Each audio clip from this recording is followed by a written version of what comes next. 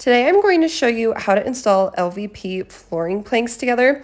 Before I started this project, I went to YouTube and I watched some videos from professionals that do this for their day jobs, and they made it look a lot easier than it actually was. So I'm going to show you what I learned as I was almost done with this project and how I secured these tiles together. For your floor, you are obviously going to need to do a pattern. I'm going to do a separate video on all of that, but for now, just know that I cut that piece and I will save the other half for the other end of the wall. So for this entire project, you're going to need a mallet and a tapping block, and I would recommend these larger size ones.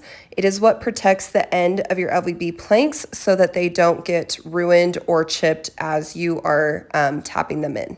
The first section in the row was always the easiest to tap in. I just was able to secure it all the way to the wall since I left the other end of the wall with a little bit of space. But the second plank and there on out was always a little bit more difficult. I watched several videos from professionals where they would secure the short end of the plank in and then they would tap in the long section. That did not work for me at all. So what I started to do was secure in the long section because I was able to give it enough wiggle room, make sure that it looked good and was completely flush with the other tile. And then I would kneel on the previous tile section of the floor, and then I would use my right foot to hold down the tile because oftentimes it pulls up just a little bit, so it's not going to be able to secure under that first tile. If this is even making sense, I will show you in the next one.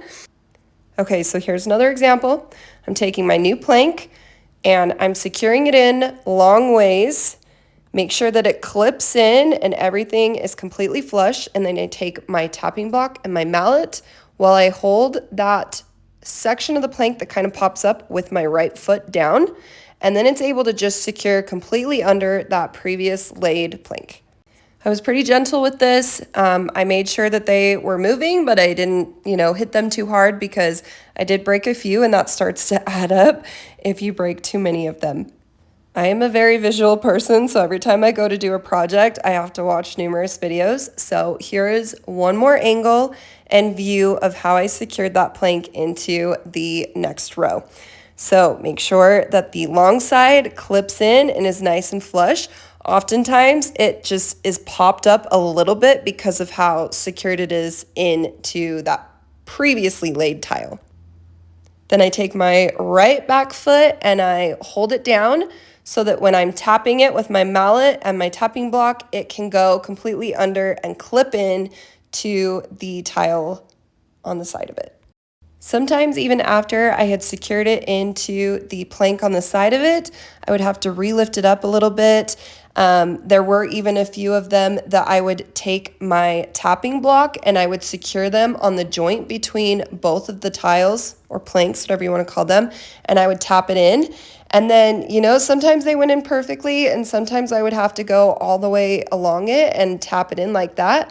But this makes it so there isn't going to be any spaces or breaks in between your tile, and it makes sure that your floor is nice and secure. Good luck with your floor, and let me know if you have any questions.